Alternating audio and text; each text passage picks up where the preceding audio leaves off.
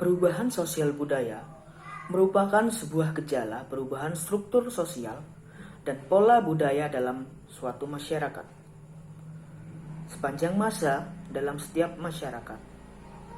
Perubahan itu terjadi sesuai dengan hakikat dan sifat dasar pada manusia itu yang selalu ingin mengadakan atau membuat perubahan. Perubahan sosial budaya terjadi karena beberapa faktor. Di antaranya komunikasi, cara dan pola pikir masyarakat, faktor internal lainnya seperti perubahan jumlah penduduk, penemuan baru, terjadinya konflik atau revolusi, dan faktor eksternalnya seperti bencana alam dan lainnya. Ada pula beberapa faktor yang menghambat terjadinya perubahan sosial, misalnya kurang intensifnya hubungan komunikasi dengan masyarakat. Ya, antar masyarakatnya kurang komunikasi mungkin ya. Kemudian perkembangan iptek yang lambat, sifat masyarakat yang semakin tradisional, ada kepentingan-kepentingan yang tertanam dengan kuat dalam masyarakat, prasangka negatif terhadap hal-hal yang baru. Mereka menganggap bahwa kebudayaan mereka lah yang terbaik. Jadi ketika ada perubahan, ada budaya baru yang muncul atau mencoba masuk, mereka akan sedikit atau bukan sedikit ya, menolaknya secara tidak langsung karena mereka menganggap bahwa kebudayaan mereka lah yang paling baik. Sekian, terima kasih. Assalamualaikum warahmatullahi wabarakatuh. Perkenalkan, nama saya Yuliani dengan NPM 1713033055. Di sini saya akan menjelaskan materi tentang sejarah berdirinya stasiun kereta api di Indonesia. Sejarah perkeretaapian di Indonesia dimulai ketika pencangkulan pertama jalur kereta api Semarang von Steeningen Solo Jakarta di Desa Kemejen oleh Gubernur Jenderal Hindia Belanda Mr. L.A.J. Baron Slot van de Belle pada tanggal 17 Juni 1864. Pembangunan dilaksanakan oleh perusahaan swasta Nederland Indisch Spoorweg Maatschappij atau NISM menggunakan lebar sepur 1435 mm. Sementara itu, pemerintah Hindia Belanda membangun jalur kereta api negara melalui Stadpoorwind atau SSS pada tanggal 8 April 1875. Rute pertama SS meliputi Surabaya, Pasuruan, Malang. Keberhasilan NISM dan SS mendorong investor swasta membangun jalur kereta api seperti Semarang Jona Stoomtramp Maatschappij atau SJS dan lain-lain. Selain di Jawa, pembangunan jalur kereta api dilaksanakan di Aceh pada tahun 1876, Sumatera Utara pada tahun 1889, Sumatera Barat pada tahun 1891, Sumatera Selatan pada tahun 1914, dan Sulawesi pada tahun 1922. Berdasarkan Perjanjian Damai Konferensi Meja Bundar yaitu KMB pada bulan Desember 1949 dilaksanakan pengambil alihan aset-aset milik pemerintah Hindia Belanda, pengalihan dalam bentuk penggabungan antara DKRI dan SS atau VS menjadi Jawatan Kereta Api atau DKA tahun 1950. Pada tanggal 25 Mei, DKA berganti menjadi Perusahaan Negara Kereta Api atau PNKA. Pada tahun tersebut mulai diperkenalkan juga lambang wahana daya pertiwi yang mencerminkan transformasi perkeretaapian Indonesia sebagai sarana transportasi adalah guna mewujudkan kesejahteraan bangsa tanah air. Saat ini, PT Kereta Api Indonesia atau Persero memiliki 7 anak perusahaan, yakni PT Reska Multi Usaha tahun 2003, PT Raling tahun 2006, PT Kereta Api Indonesia Komuter Jabodetabek tahun 2008, PT Kereta Api Pariwisata tahun 2009, dan PT Kereta Api Logistik tahun 2009, dan PT Kereta Api Property Management tahun 2009, serta PT Pilar Sinergi BUMN Indonesia tahun 2015. Sekian video materi yang saya sampaikan. Terima kasih. Assalamualaikum warahmatullahi wabarakatuh. Saya Dina Ulayani Arahap dengan ujian PAM 22 akan mempresentasikan sejarah stasiun Sulu Subang di Lampung. Pembangunan rel kereta api di Lampung dibangun pada masa kolonialisme Belanda. Belanda membangun rel kereta api ini memiliki tujuan untuk mempermudah pengangkutan sumber daya alam yang ada di Lampung. Pengangkutan ini dilakukan dari stasiun Tanjung Karang, mampir ke Sulu Subang, kemudian dilanjutkan ke Batu Raja, dan diteruskan ke Palembang, Sumatera Selatan. Sumber daya alam yang pada waktu itu diangkut oleh Belanda adalah komoditi yang kiranya memiliki nilai jual yang tinggi, seperti lada, kopi, ubi jalur, oyek, dan jagung. Selain itu juga, kereta api ini dipergunakan oleh Belanda untuk mengangkut tentara perang. Terima kasih. Assalamualaikum warahmatullahi wabarakatuh. Perkenalkan, nama saya Bagus Anggoro dengan ujung NPM 03 Mandiri akan melanjutkan presentasi mengenai sejarah Stasiun Kota Bumi Lampung Utara. Jadi, Stasiun Kota Bumi diresmikan pada tanggal 2 Januari 1921 bersamaan dengan peresmian jalur segmen Belambangan Pagar Kota Bumi sebagai bagian dari jalur kereta api Palembang Panjang. Ditinjau dari bentuk dan posisinya, stasiun ini difungsikan sebagai angkutan penumpang dan barang. Stasiun ini dulu pernah menjadi saksi bisu saat perjuangan kemerdekaan Indonesia. Saat itu, Kota Bumi dan sebagian wilayah Lampung Utara lainnya dijadikan sebagai pusat latihan militer saat terjadinya agresi militer Belanda pertama. Para tentara banyak menggunakan fasilitas layanan stasiun kereta api dari stasiun kereta api Tanjung Karang, Bandar Lampung. Para tentara turun dari kereta api, berjalan kaki, menyusuri hutan, rawa-rawa, dan sungai menggunakan rakit. Karena pada saat itu Tanjung Karang telah jatuh ke tangan Belanda. Bangunan stasiun ini sudah berbeda jauh dengan bentuk bangunan aslinya. Hanya jendela krepyak di depan stasiun dan pintu bekas bangunan gudang yang masih asli dan menyatu dengan bangunan utama stasiun. Stasiun ini memiliki 4 jalur dengan jalur 2 sebagai jalur sepur lurus dan jalur 4 sudah dibongkar. Di sebelah barat laut terdapat depo yang cukup untuk memuat rangkaian rel diesel. Namun sudah tidak digunakan lagi. Terkait dengan pembangunan jalur ganda Cempaka Kota Bumi, saat ini stasiun sedang dalam serangkaian perombakan. Di stasiun ini terdapat fasilitas ruang tunggu, ruang laktasi atau menyusui, pos kesehatan yang terbuka untuk umum, loket penjualan tiket, toilet penumpang, musola, dan area parkir. Sekian dari saya. Wassalamualaikum warahmatullahi wabarakatuh. Baiklah, di sini saya Galuh Profitasari dengan ujung NPM 20 akan melanjutkan presentasi mengenai Desa Sulu Subang, yaitu masyarakat di samping rel kereta api. Baiklah, nama Desa Sulu Subang berasal dari kata nyelusup dan juga ban.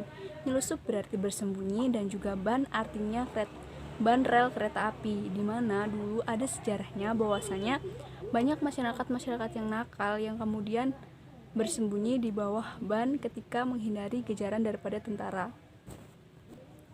Desa Sulu Subang bukanlah desa transmigrasi yang dicanangkan pemerintah, namun Desa Sulu Subang itu berasal dari adanya warga yang datang ke sana dan siapapun di sana yang kemudian membangun rumah dan juga bertempat tinggal menetap di sana. Nama Sulu Subang itu sendiri berasal dari nama stasiun yang ada di Desa Sulu Subang tersebut, karena stasiun tersebut berdiri sebelum adanya desa tersebut. Nah, Desa Sulu Subang terdiri dari 3 dusun. Yang pertama adalah Dusun Kaliwates, yang kedua adalah Tanjung Rejo, dan juga yang ketiga adalah Kali Randu. di mana dulunya ada warga yang berasal dari Solo, Jawa Tengah pindah ke tempat tersebut sebanyak 20 kepala keluarga, dan mereka dibagi menjadi 3 sesuai dengan 3 dusun yang ada di desa Sulusuban tersebut. 10 pindah ke dusun Kaliwates, yang 5 pindah ke dusun Tanjung Rejo, dan yang kelimanya lagi pindah ke desa Kalirandu. Dari 3 dusun yang ada di desa Sulusuban tersebut, ada 1 dusun yang dijuluki dengan nama Bedeng, di mana di situ terdapat beberapa tempat-tempat atau rumah-rumah yang memang dibangun untuk orang-orang Belanda pada saat pembangunan kereta api tersebut. Di sana banyak warga masyarakat pribumi, yaitu orang Lampung, yang menjual daerahnya ataupun tanahnya kepada orang-orang Jawa, yang kemudian banyak orang Lampung tersebut pindah ke daerah asalnya, yang kemudian tempat yang ada di desa Sulusuban tersebut dihuni oleh orang-orang Jawa, yang kemudian mereka melakukan kegiatan seperti pertanian, di mana di situ dikenal dengan sistem pertanian palawija seperti padi, ubi, jalar, jagung, dan lain sebagainya. Karena pada dasarnya orang-orang Jawa lebih menyukai pertanian daripada harus menanam kopi dan juga lada, karena menurut mereka tunggu masa panennya itu lama. Orang-orang yang datang ke Sulusuban, selain daripada mereka benar-benar mengetahui keadaan alam yang ada di desa Sulusuban itu baik, mereka turut juga mendengarnya dari sanak saudara dan juga kerabat mereka yang sudah tinggal di sana, yang kemudian mereka terpengaruh dan akhirnya banyak warga yang datang ke Sulusuban. Nah, jika apabila petani, mereka dipersilahkan untuk mengambil tanah yang ada di desa Sulusuban. Namun memang pada saat itu tanah yang ada di sana masih kebanyakan berupa hutan belantara, di mana mereka harus mengurus terlebih dahulu hutan tersebut untuk menjadi lahan pertanian untuk tempat mereka bertani. Kemudian pada tahun 1960 mulailah dikenal adanya sistem pajak tanah dengan sebutan nama, yaitu IPEDA, Iuran Pembangunan Daerah. IPEDA, Iuran Pembangunan Daerah. Dengan 1 hektarnya membayar Rp250, dan pada saat itu tidak ada konflik di antara pihak manapun, karena tanah yang pada saat itu masih banyak yang kosong dan juga masih berupa hutan belantara. Mungkin sekian presentasi yang dapat saya sampaikan. Saya akhiri. Wassalamualaikum warahmatullahi wabarakatuh. Assalamualaikum warahmatullahi wabarakatuh. Saya Cindy Nur Syafitri dengan ujung NPM 05 Mandiri. Di sini saya akan melanjutkan presentasi dari saudari Diah Galuh Pravita. Nah, selain itu, hasil pertanian dari masyarakat Sulusuban ini, hasil pertanian itu bisa dijual di luar. Dan biasanya mereka menjual dengan harga Rp1. Jika mereka jual ke luar, mereka akan mendapatkan harga Rp10. Nah, hasil pertanian mereka itu tidak hanya dijual dengan harga tonan aja, tapi dengan adanya gerbong kereta ini, hasil pertanian ini bisa dijual dengan bentuk gerbongan. Kemudian dengan adanya stasiun ini, masyarakat Sulusuban juga mengalami perkembangan. Contohnya itu masyarakat sana itu contohnya mereka bertani itu lebih gampang di sana, dan juga di sana mereka memiliki alat transportasi yang gampang. Contohnya itu kereta itu. Dan walaupun kereta apinya itu menggunakan bahan bakarnya itu kayu bakar, bukan batu bara, tetapi mereka sangat tertolong dengan adanya kendaraan itu sendiri. Dan kemudian Menurut pengalamannya Mbah Ahmad Dori, Mbah ini adalah mantan sekretaris Desa Solusuban ini. Nah, pada saat itu, pada tahun 1967, dia kan seorang petani. Nah, beliau ini ingin menjual menjual pertaniannya itu ke orang lain menggunakan kereta api. Nah, pada saat pulang menuju kota Bumi, nah kereta apinya itu mengalami kehabisan bahan bakar atau kayu bakar itu sendiri. Dan lucunya itu orang-orang yang menumpangi kereta itu disuruh turun dan mencari bahan bakar, kayu bakar dan air untuk menghidupkan kembali keretanya. Setelah keretanya sudah panas dan hidup, mereka akan naik lagi dan pulang ke rumahnya. Kemudian pada tahun 1966, Desa Solusuban juga sudah memiliki penduduk sekitar 650 jiwa di sana. Dikarenakan di sana memiliki penduduk yang banyak, pada tahun 1968 di sana mereka mendirikan pasar yang bernama pasarnya itu Pasar Solusuban.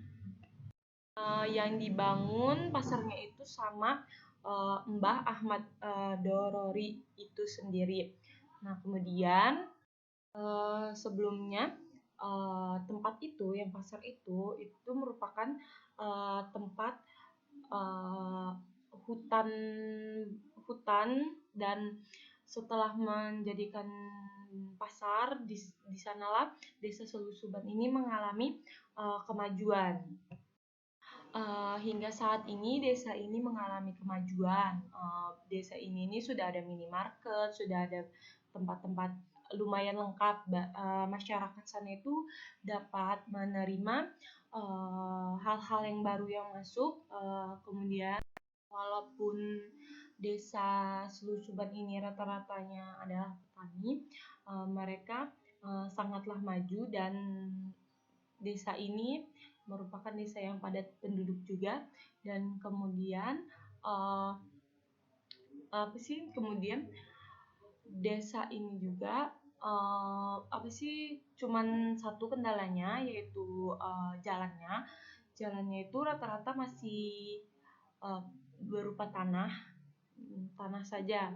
Sekian dari presentasi saya kembalikan kepada moderator.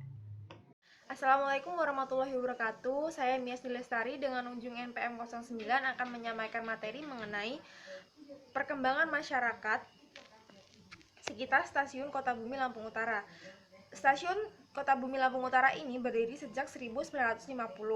Namun, stasiun ini mengalami banyak renovasi, tetapi renovasi tersebut hanya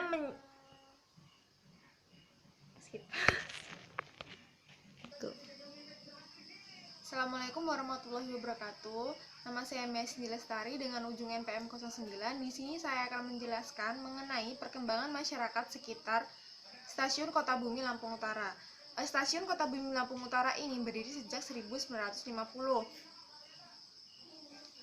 Stasiun kereta api ini berada di desa Cepedak. Stasiun kereta api tersebut berubah bentuknya dari yang sederhana hingga yang modern. Semenjak adanya stasiun kereta api di desa Cepedak, Kota Bandar Lampung. Assalamualaikum warahmatullahi wabarakatuh. Nama saya Mesni Lestari dengan Ujung NPM 09 akan menjelaskan mengenai perkembangan masyarakat sekitar Stasiun Kota Bumi Lampung Utara. Stasiun Kota Bumi Lampung Utara ini berdiri sejak 1950. Dari semenjak berdirinya ini, stasiun tersebut mengalami banyak renovasi. Namun, renovasi tersebut hanya dilakukan untuk memperbaiki bagian-bagian yang rusak saja. Pada zaman dahulu, masyarakat di sekitaran stasiun kereta api tersebut berjualan di pinggir-pinggir rel kereta api. Namun, sekarang para pedagang tersebut dipindah dengan adanya pembangunan pasar tempel yang ada di dekat stasiun kereta api tersebut, sehingga membuat masyarakatnya menjadi lebih mudah dan banyak yang beralih profesi menjadi pedagang di pasar tempel tersebut. baru-baru ini stasiun kereta api Kota Bumi Lampung Utara ini mengalami renovasi atau perbaikan. Dengan begitu banyak masyarakat yang mengalami tempat tinggalnya tergusur dan rumah daerah yang sekitaran dengan stasiun kereta api tersebut mengalami pajak dengan sebesar 1 tahun 1 juta. Kemudian untuk selain mengalami pemberian pajak sebesar 1 juta untuk 1 tahun, selain itu masyarakat yang berada di sekitaran tersebut sudah lama tidak mengalami pemungutan pajak. Selain itu, di Desa Cempedak ini berdiri sebuah sekolah yaitu SMP Negeri 2 Kota Bumi Kota. Kemudian ada TK 2 Aisyah. Pemuda-pemuda yang ada di sekitaran Desa Cempedak ini kebanyakan merantau dan setelah merantau tersebut tidak pulang karena mereka beranggapan bahwa di luar itu lebih maju dibandingkan dengan desa mereka sendiri. Maka dari itu Karang Taruna di daerah Desa Cempedak itu tidak berjalan. Kemudian untuk ibu-ibu PKK-nya itu sudah mulai aktif dengan melakukan arisan atau melakukan kegiatan yang lainnya. Kemudian dengan adanya berdirinya pasar tempel tersebut, banyak masyarakat yang terbantu karena tidak harus pergi ke swalayan yaitu yang jauh, sehingga mereka dapat melakukan transaksi jual beli atau konsumen yang membeli atau membutuhkan barang itu membeli barang di pasar tempel tersebut. Menurut narasumber yang kami temui, harga-harga yang ada di pasar tempel tersebut juga terbilang agak miring, sehingga masyarakat dari luar desa atau dari luar kecamatan pun banyak yang datang ke pasar tempel tersebut. Kemudian di daerah dekat kantor kereta api atau stasiun kereta api tersebut juga berdiri sebuah ramayana, sehingga desa tersebut terbilang sudah agak maju. Sekian yang dapat saya sampaikan. Wassalamualaikum warahmatullahi wabarakatuh.